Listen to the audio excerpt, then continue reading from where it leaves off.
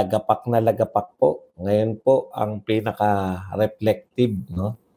Ngayon lang po yung totoong nararamdaman ng tao, yung tinatawag nating true pulse ng Filipino people ay reflective sa survey, no?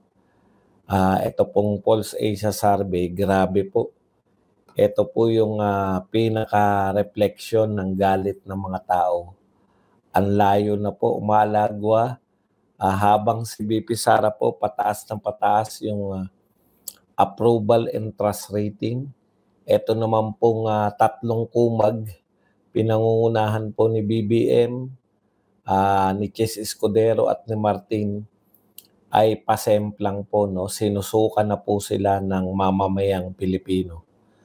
Grabe, ang sarap pong yung kumbaga may nakita tayong survey na sa wakas ay nag-reflect po sa ating nag-reflect po sa ating kasalukuyan damdamin, no? Yung galit ng mga Pilipino na-reflect po nitong survey na to. Talagang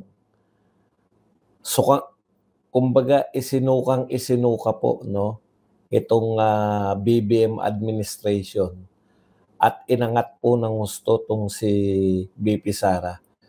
Ito na po yata yung pinaka worst, no? Ang mas worst lang dito yung sa survey na to, yung pinakamababang survey po na matatanggap ng isang living o yung isang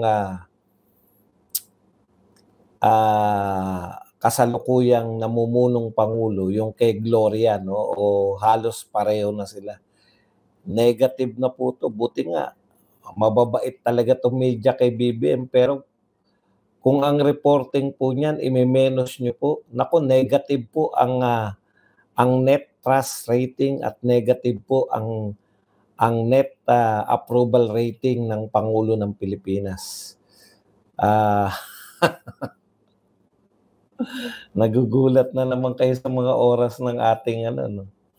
Wala, sabi na sa inyo si Badong, hindi po takot sa mga kahit na anong oras po tayo mag-live. Ako masaya-masaya nung nakita ko po eh. Kasi sa totoo po, nag-give up na ako sa mga survey. Sabi ko noon, 2 survey firm lang talaga yung consistent na medyo katiwa-tiwala, di ba? Paulit-ulit tayo diyan. Kung meron mga survey na pinaniniwalaan, kung meron mang survey na meron pong some sort of credibility, yan po yung SWS tsaka tong Pulse Asia, no? Kasi kaya lang, nagduda na rin ako sa kanila eh. Nagduda na rin ako na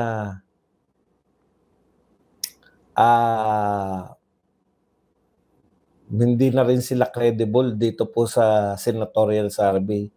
Kaya lang, kung pag-aaralan nyo po yung mga senatorial survey talaga, mahirap po pati po yung Pulse Asia at SWS, dyan po sila sira eh. No? Pero pag mga one-on-one, lalo yung mga trust rating at approval rating, malamang sa katotohanan yan. Yan trust rating at approval rating. Kasi po, sinusukat mo rin yung yung mismong tao eh, di ba? O ano ang approval rating ni Bongbong? Bagsak. Ano approval rating ni Chis Escudero? Bagsak. Ito po, for the first time, si Chis Escudero, no? Lagapak po. Ha? Hindi kasi pabor sa nyo tatay kaya negative. Hindi ko naintindihan. Hindi. Talaga, at ito, sa mga nakasubaybay po sa akin, 2 lang po ang alam nila na pinagtitiwalaan namin. Pulse Asia at SWS. Lahat po yan. Kahit makinig kayo, tawag ko sa Octa Arts, research, Octa Arts Dancers. Tawag ko dyan sa Tangere, No Limit Tangere El Filibustrismo. Yung iba, mga never heard. Talagang panapanahon po yan. May mga gumagamit po niyan. Mga tanim survey po ang tawag dyan. Nagtatanim sila ng mga survey para ginagamit lang nila yung survey para ibang forma ng pangangampanya. Mind conditioning ba? Ngayon po, ito po ang pinaka-reflective sa lahat po ng nararamdaman ng mga Pilipino. Kung hindi kayo naniniwala dito, kung hindi kayo naniniwala na mataas si BP Sara at negative po itong si BBM, Chis Escudero at saka to si Martin Romualdez, hindi kayo taga rito sa Pilipinas o hindi kayo taga Earth.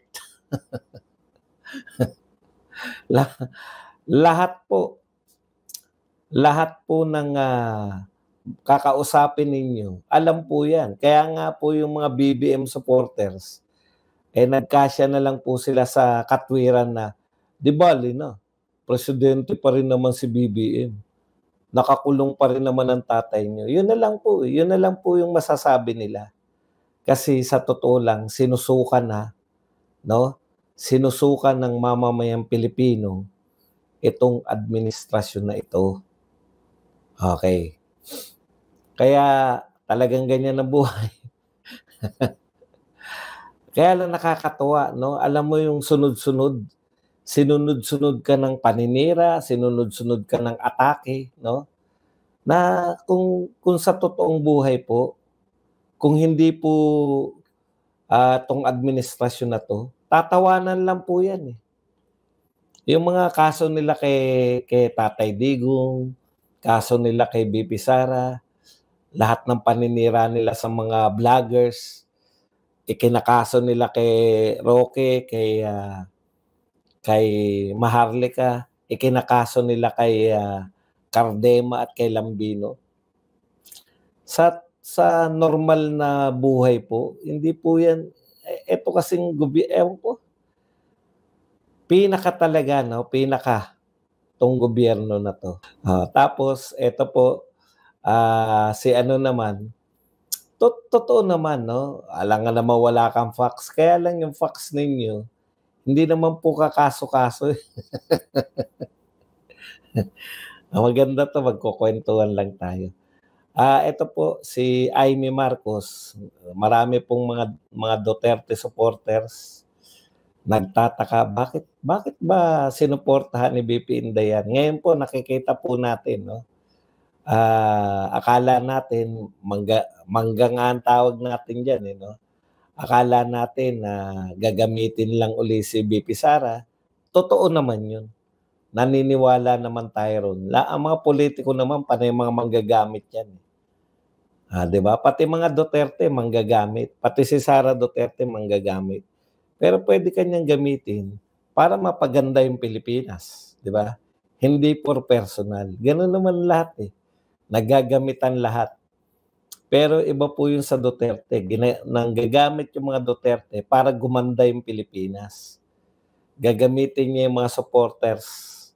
Diba? Nagpapalawak ng support si BP Sara para gumanda yung Pilipinas. Hindi yung for personal interest. Kung si Amy Marcos, alam naman natin yan na kapit na sa sa patalim. Yung pagbaliktad niya, may silbi pa rin kasi na-expose niya. Na-expose niya yung kanyang kapatid. Di ba? Yan yung papel niya ngayon eh. Hindi man nila napag-usapan niya na sige, endorso kita pero expose mo mga katiwalaan sa pamilya niyo. Hindi na po kinakailangan yun. Kusa na. Siyempre, ano ba silbi ko rito, no? Di ba? Ayan po, una, ina-expose niya yung kapatid niya na talagang umaamin yung kapatid mismo na papunta sa kawalan yung ating gobyerno. Maganda yung kasi ading niya yan eh. Nakakabatang kapatid. Ika nga na hindi na mapayuhan ng ate. Yan yung lumalabas. Nagpapatunay siya na talagang palpak 'tong gobyerno na 'to. Yan yung papel ni Jaime. Ngayon po meron, 'di ba? Meron po yung, diyan po sa White Plains 'no, kung hindi ako nagkakamali. Sa mga hindi pa po nakapanood ng video na 'yan, hagilapin niyo po at baka mabura na.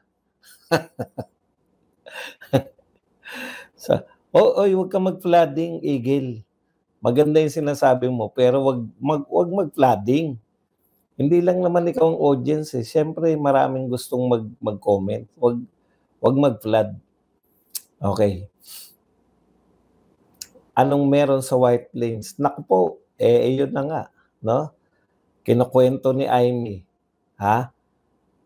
Pero hindi po puwedeng iyaan kita, tatanggalin kita 'pag makulit ka. Anong iyaan? Ano yan, ikaw lang magko-comment? Kaya ko ino-open yang TikTok dahil maraming kontrabulate diyan. Gusto kong sagutin yung mga kontrabulate. Okay. Yung sa White Plains, 'di ba? Kinukuwento ni Jaime, bagamat hindi natin kilala, hindi natin kilala yung mga tao na tinutukoy ni Jaime, pero may mga familiar names. Ikaw na yung magko-connect ng dots, di ba? Kung hindi in-endorso ni BP Inday si Jaime, hindi lalabas tong mga ganitong video ng pag-uusap nila, pagkukuwento ni Jaime, na mayroong mga dumudugong ilong. Nung sinabi nila, "Uy, dumudugo ilong mo." Sabi raw ni Jaime, "Dumudugo ilong mo." Parang gusto niyang dalhin sa ospital. 'Di ba? Gusto niyang dalhin sa ospital si kung sino man yung sinabi niya. Hindi ako sigurado sa pangalan, medyo hindi ko marinig. Tapos sabi daw "Ay, bayaan mo 'yan. Nag-food trip lang. Kumain lang daw ng kumain." Ginaganon lang. Marami daw silang nagdudugo ang ilong. Ibig sabihin, etong mga ganitong video na pagpapatunay ng mga kalokohan, no? Personal pong saksi si Jaime diyan. Kaya nga, maganda yan, may sasagutin na naman si Auntie Claire. Wala namang pinangalanan, pero alam na natin, more or less, di ba? Kasi nabubuo yung kwento Pagdating kasi kay Auntie Claire, ang alam lang kasi natin, yung mga Pilipino nananawagan ng hair follicle test. Pero pagdating kay Auntie Claire, sino ba nananawagan? Galit Kung sino nananawagan, siya magpatunay. Anong ibig kaya sabihin ni Auntie Claire? Nakawa natin. Pero dahil sa mga kwentong ganito, nabubuo yung kwento na, teka muna, may nagaganap pala talaga. Totoo pala yung nagaganap. Hindi ko rin po alam ang kahulugan ng mga nagdudugo ang ilong. Kung ito ba ay paglalarawan na literal, na dumudugo talaga yung mga ilong, o ito ay may iba pang kahulugan. Pero sa pag-endorso ni BP Sara, doon lang nagkakaroon ng doon lang po nagkakaroon ng parang fill in the gap siya Yung mga hindi natin nauunawaan, may mga nagfi-fill in the gaps katulad ni Kati Binag, di ba? Kasi mga tropa peps yan So yung mga kwento ni Kati Binag ngayon, na mga kung saan-saan na lang, yung mga session, para napapatunayan ni Jaime Marcos. Yun yung papel ni Jaime Marcos mag-expose. Kung tama yung iniisip natin, syempre hindi natin matutukoyan dahil lahat ng mga taga-NBI ngayon yan ang trabaho nila Instead na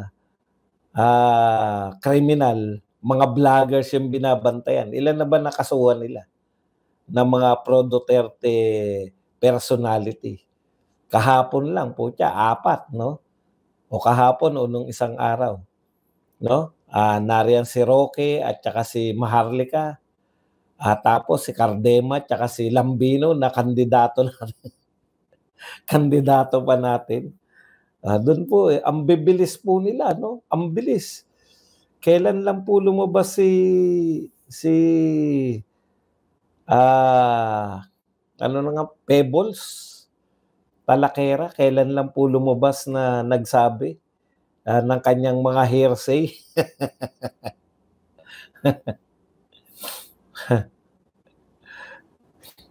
Meron pa nga ako napanood yung sa DTI, di ba? Ano kaya mga ibig sabihin nun? Yan yung problema. Yan po yung mga problema pagka ayaw po nilang harapin yung problema. No? Yung panay iwas lang, panay tawa lang pag tinatanong. Panay I will not give dignity in answering that question. Panay ganun lang. Yun siguro yung yun siguro yung pagkakaiba ng Duterte kind of leadership. Pag may issue, sinasagot through talk to the people. Pag may issue, sinasagot through everyday press briefing.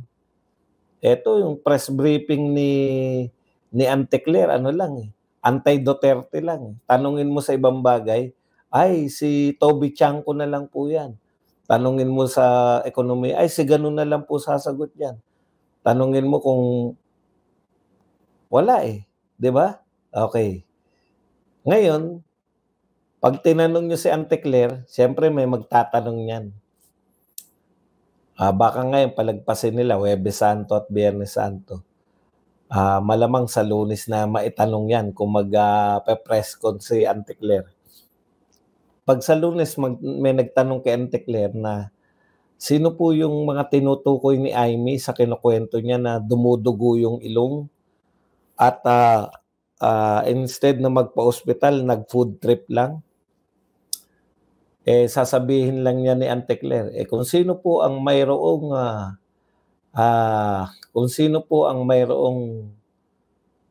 nag-aakusa, siya po magpatunay. Yun na.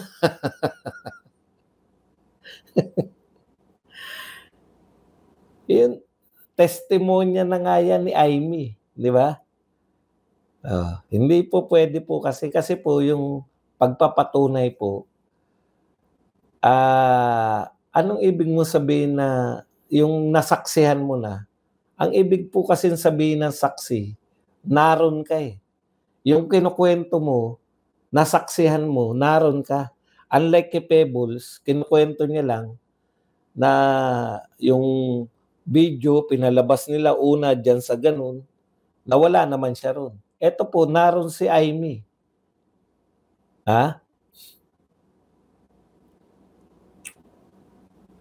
It's not a big deal if ako ang nasa katayuan. Yun na nga. Kung normal kang tao, di ba? Pwede mo talagang patunayan na lalo na kung wala kang ginagawa talaga, no? Ang dali pong patunayan. Pagka ayaw mo, sabi nga lahat, di ba? Kung gusto maglinaw, pwedeng linawin. Kung gusto, okay. Kung gustong maglabo, pwedeng palabuin. Ako po, naniniwala po ako na hindi laging pang-api sa Duterte yung masasaksihan natin. No? Hindi po laging silang bida. Duterte yung lagi nilang pinalalabas na kontrabida. Sa totoo po, nakakatuwa tong lumabas na to na survey ng Pulse Asia kasi ito po yung totoong reflection ng Pilipino. Tignan po natin ikumpara po natin last February. ibig sabihin yung last po nila kasi monthly na ngayon. Napakalaki po ng diferensya. Ayan, no? Majority of Filipinos distrust BBM. So wala na po yung ano eh. Dati po nakakapagtago po sila kasi si BBM po at saka si BP Sara. Dati pag bumagsak si BBM, bumabagsak din po si BP Sara sa survey. Kaya walang ganong epekto eh. Parang tinitingnan natin, pareho naman silang inaayawan ng tao. Pero buhat po ng si Tatay Digong ay pinakulong nila. Yun na yung ano ng tao eh, yung breaking na ng tao eh. Kasi ang ina-expect ko po, magwawala na yung mga tao talagang pag in-impeach nila si BP Sara. Nagulat ako eh. Tapos sa mga survey lumabas after BP Sara, actually ginamit nila yung survey para patunayan na wala talagang nagtitiwala na sa mga Duterte. Kasi senatorial survey, after na ma-impeach si BP Sara, senatorial survey, halos sila pasok, 2 lang yung pumapasok sa atin. Tapos yung survey na nagsasabi na gusto nilang approve sila dito sa impeachment ni BP Sara. Kaya ang sakit na maniwala sa survey, no? Paano nangyayari yan? Pero netong dinakip si Tatay Digong, may nagpalabas pa ng survey. Kaya nga ang tanong ni Karen Davila paano nangyayari na gusto ng mga Pilipino na malitis gusto ng mga Pilipino na malitis si Tatay Digong dun sa dahig. Samantalang lumalabas sa survey na umaangat yung mga senatoriables. Kaya hindi mo ma-reconcile yung mga survey sa totoo. Kaya ang deklarasyon natin, yung mga survey niya, wala na po sa katotohanan. Eto po ngayon, naniniwala po ako na eto talaga yung reflection ng mga tao. Ngayon, para po maging makatotohanan yung survey ninyo sa senatoriables, dapat mag-reflect po to. Katulad po nito. Noong February po, mataas pa po. Kaya sabi ko, wala talaga bang, lumabas po tong survey nila noong February, kadadakip pa lang ni Tatay Digong eh. Alam niyo yun? Ibig sabihin po pinalalabas nila na walang epekto yung pagkakadakip ni Tatay Digong sa survey. Kasi mataas pa si Marcos noon eh. 42% ang approval ni Marcos. Samantalang si Sara Duterte ay nung February 22%. Hindi, undecided. Vice President noon 52%, si Marcos 42%. Di ba? Parang hindi namang ganong mataas, malayo yung diferensya. Hindi natin napag-usapan to, may ganito pala. Hindi natin napag-usapan na nga po, ibig sabihin ko po ng February po to, katulad po nito. Paliwanag ko lang po sa inyo. Hindi po hindi po ibig sabihin ng February February din po lalabas yung kanilang result. Katulad po ngayon, March po to eh. March po tong survey na to na lumabas po ngayong April 17. Okay? Yung March survey, lalabas po ng April. Kaya po yung February survey, lumabas po yan pagkadakip po kay Tatay Digong. Kaya pinalalabas nila, sabi ko nga, ginamit pa nila yung survey para palabasin na walang epekto sa tao yung pagkakadakip ni Tatay Digong kasi mataas pa rin si Marcos. Okay?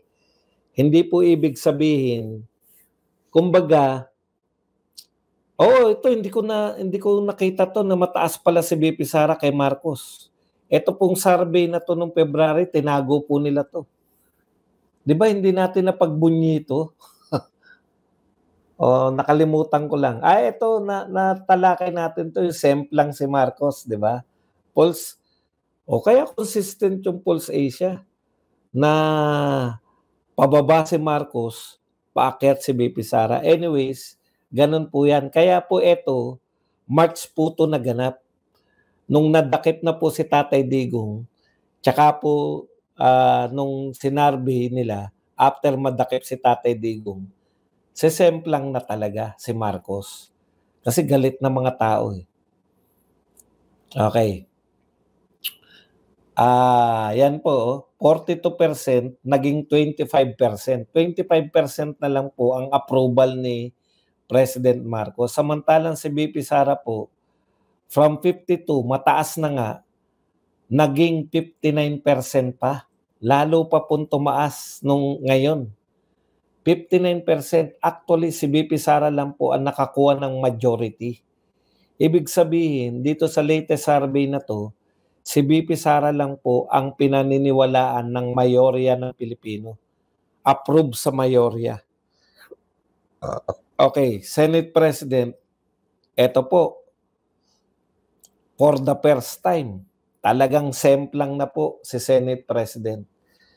Sesemplang pa po to si Chis kasi etong panahon na to, hindi pa po, kailan niya lang ginawa? April na, di ba? April niya na lang yung hinaharang niya yung hindi siya pumipirma ng sabpina. Tapos hinarang niya yung yung anong tawag doon? Yung pagpapakulong sa nagsisinungaling. Ano nang ang tawag doon? Yung ginagawa ni Paduano. Alam niyo yan eh. Nasa dulo lang ng dila ko. Contempt. Hinarang niya yung contempt. Ngayon pa lang po yung April. Kaya yan, magre-reflect pa po yan. Babagsak pa po yung approval at trust rating ni Chis Escudero. Next month pa lalabas yan. So ngayong April, sa survey ngayon, putya, baka mag-uunahan na sa kulelat si Chis tsaka si Martin. Kasi ngayon siya garapal eh. O Chis, kumusta na yung pinapaaral mo sa Sabi mo, pag-aaralan ng legal, di ba? Kung isasabpina, kumusta na? Napag-aralan na ba? Ayan yung sinasabi ko sa iyo. Yung contempt, nagbigay na ba ng show cause order sila Kanilaw?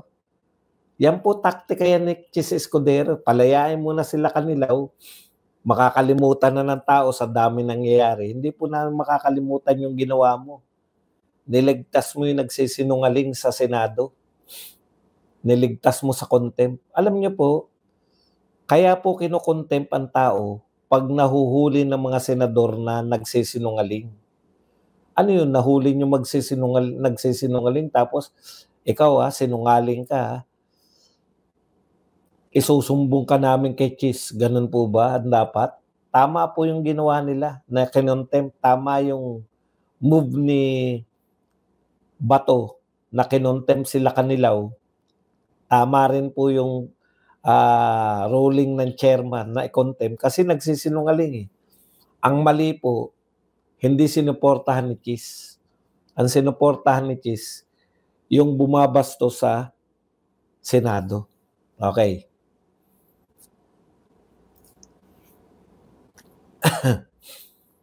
Bagsak po sa approval rating yung tatlo. Pabulusok po, pababa po, at ang laki po ng binaba, hindi lang po 1.1 point. Si Pangulong Marcos po ang binaba from 42 to 25. O mahina ako magkwenta pero ang laki po niyan. No? 42% halos sa gitna ka, tapos naging 1/4 na lang. Lalo na si Martin, maintain po. Hindi na bumababa si Martin. Kasi dati nang mababa Wala na pong bababa pa. ay bumaba pa rin pero konti na lang binaba. Ang binaba na lang po ni Martin ay 3. Ang onti lang binaba ni Martin. Si Chis Escudero po bumagsak ng 8 points. Si Martin po bumagsak ng 3 kasi dati na siyang 17 lang. Ngayon 14 na lang. Ito po si Ferdinand Marcos, ang pinakamalaking binagsak. 17 points. 17 points. Grabe po yun. Talagang sinuka ka na ng tao nun. Okay. Yung disapproval ang malupit. 53%, majority ng Pilipino ayaw na kay Marcos. Si Chis naman, mas mataas na yung disapproval ni Chis. Pareho silang magpinsan, 54%. Okay. Yan yung sinasabi ko, baka makalimutan ko lang, no? 'Di ba nagtataka sila, no? Kahit na anong paninira, bakit ang taas pa rin ni BP Sara, ang taas pa rin, popular pa rin si Tatay Digong? Araw-araw na nilang sinisiraan. Una, ano yung pinansisira nyo? Wala namang bago. Buhat nung una nyo siniraan si BP Sara, confidential fund na. Hanggang ngayon, confidential fund pa rin. Ibig sabihin, ini-stretch nyo lang yung kaisa-isa nyong ipinambubutas kay BP Sara. Ini-stretch nyo lang. Kunwari, may bago. Mary Grace Piatos.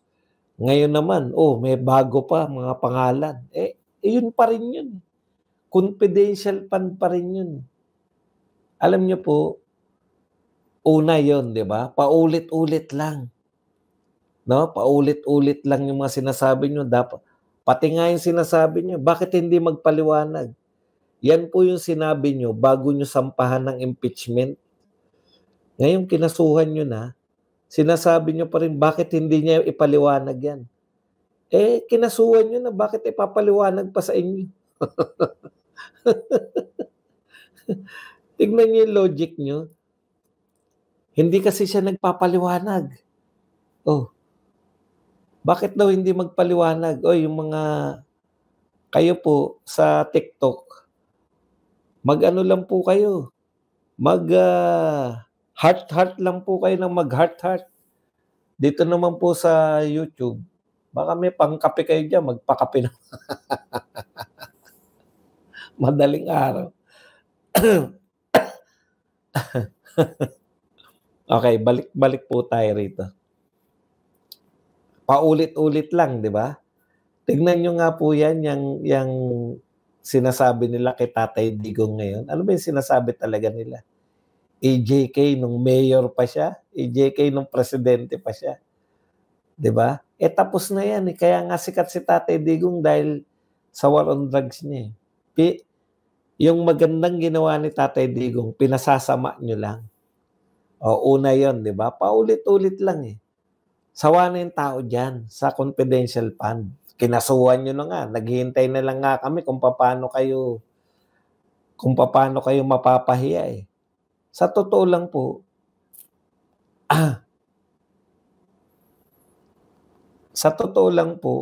ano po yan, no? Yan po ay nakakasawaan ng tao. Ikalawa, yung quality po na nag-aakusa. Sino ba nag-aakusa kay BP Sara at kay Tatay Digong? Si BBM? Si Martin? Mga tauhan ni Martin? Ang dami nilang issue. Ang daming issue na, halimbawa, itong gobyernong to, pinag-uusapan nyo, 125 million. Yung kinu-question na budget, billion Yung Maharlika Pan, billion. Yung pinagbentahan ng ginto, billion. Yung sa PhilHealth, billion. Yung mga kinuha nyo sa mga iba't ibang ahensya, billion. PDIC, billion, 100 billion. Yung, thank you very much kay Manang Binang na nagbigay ng 2 euros. Yung pong si mga ayuda, bilyon. Tapos, ang daming bilyon po nun, no? Kayo po yung may control, kayo yung may usapin na bilyon. Tapos pilit ninyong ini-stretch yung 125 million. Ang layo naman po ng ang layo naman po ng sa ayuda na 500 billion. PDIC na 117 billion. Ang layo po eh. Ang nag-aakusa, yung may mga usaping bilyon-bilyon, yung may kino-question na nasan yung 500 billion na flood control project, sila yung nag-aakusa sa 100 million lang. Pwede ikaw mag-file sa korte. Yan lang po ang pinoproblema nyo eh. Kami po, hindi namin problema yung pagpapail ng kaso. Hindi naman kami abogado eh. No? Ito po talaga ang purpose namin, mag-expose. Kung hindi mo alam kung bakit kami vlogger, wala kang magagawa dyan, Arnold. Kaya pala, kapangalan mo pala si Arn. Sino maniniwala sa inyo? Tapos, pinakulong nyo sa Tatay Digong dahil sa war on drugs. Tignan nyo nga kung anong sitwasyon ng droga ngayon sa Pilipinas. Lahat na lang may droga. Thank you very much sa nagpakape. Si Jezebel Josay na nagpakape ng 549 Canadian dollars, manang binang. Yan. Pinakulong nyo si Tatay Digong dahil nilalabanan niya yung droga. Tapos ngayon, ang mga tao walang kapanatagan dahil nagbalik na yung mga drogista. Kahit po pro-Marcos, alam nila yan. Kahit kayong pro-BBM. Huwag nyo sabihin na hindi pa nagbabalik ang droga ngayon. Yung mga kriminalidad, yung mga laglag bala, ang daming problema ng Pilipinas. Totoo po, ang daming problema. Ngayon po, ang taas ng kagutuman. Ngayon, sino nagsabi niyan? SWS. Kaya yung dalawang survey company na pinaniniwalaan ko, sila pa rin yung nagde-deliver ng mga totoo. Mahigit kalahati ng Pilipino mahirap. 30% mahigit ay nagugutom. Imagine nyo. Yan, ganyan po kagrabe. Lahat po ng mga ngayon lang dito sa TikTok, mag-follow lang po kayo. At pakishare nyo po to para marami tayong kausap. Ang problema nyo, focus kayo sa Duterte, hindi focus sa problema ng Pilipinas. Ang dami nagugutom.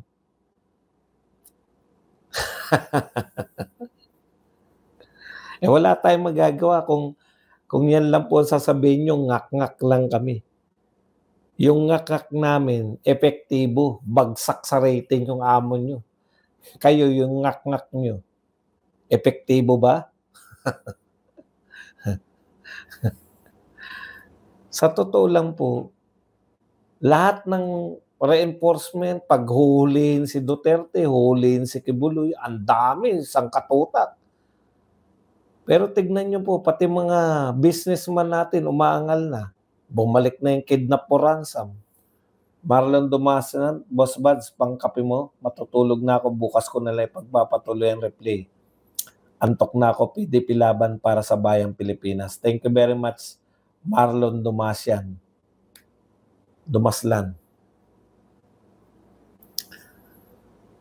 Kaya po ako natutuwa kahit papano, no? Kahit papano po, nakakatuwa na may mga survey pa na totoong nagre-reflect ng mga tao. Totoo naman yan. Totoo namang sinusuka na ng tao si Marcos, si Martin Romualdez, sila dati na.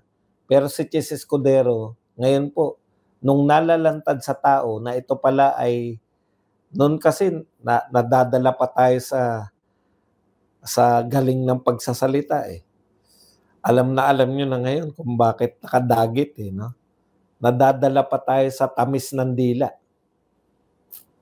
Pero ngayon po, wala na. Lantad na rin si Chis. Next month, pag lumabas, pag ngayon nag-survey, nakita po nila yung ginawa mo sa Senado, Chis Escudero, na hindi mo pinayagan yung subpoena at pinigilan mo yung pagkukontempt sa nagsisinungaling sa Senado, lalo kang lalagapak. Okay. The way na ang taas-taas po ng mga Duterte, yan po, kaya nga po nakakahiya kay BBM. Nakakahiya talaga na yung ate niya mismo nagpa-endorse na, nagpa-save na kay BP Sara. Diba? O, tignan nyo.